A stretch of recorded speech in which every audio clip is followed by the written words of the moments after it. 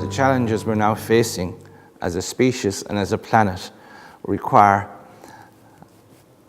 a different type of response to what could have solved problems in the past. Human consciousness has to change. We have to become aware of much more profounder, deeper relationships and a deeper sense of responsibility if the current crisis is tackled. So there's an actual real evolutionary need for the human species to change, or at least a significant proportion of them to change and to change fast, if we are to be able to tackle the type of crisis that the planet and the species is facing at this time.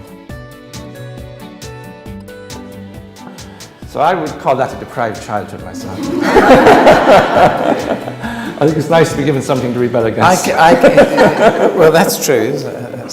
But school was what I rebelled against.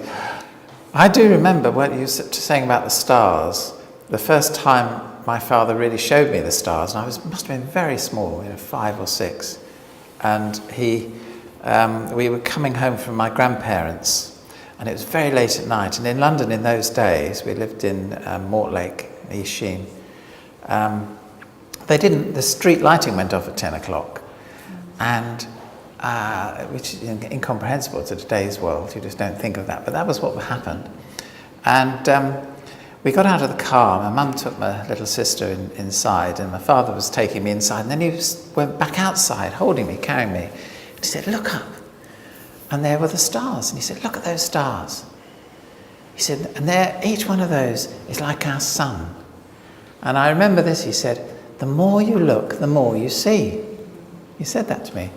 And of course, if you stare up at the night sky, after a bit your eyes acclimatise and you can see more and more and more and more stars.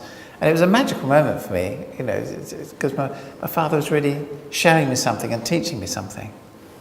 And I still remember that. And I used just to love stars. And I hated school, and what I had to get me through it, I mean, not all school, but I didn't like a lot of it. I found it incredibly boring. I had one of those marbles in my pocket which had lots and lots of little glass bubbles in it.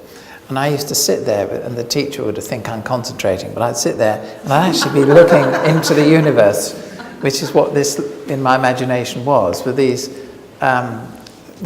marbles. You can just see so much in a marble. You can see the whole universe, it seemed to me as a boy. And the brain is a metaphorical pattern matching organ. It's trying to put metaphors on what it experiences. And if there are resonances in the universe that are invisible to our normal experiences, you'd expect odd things to happen.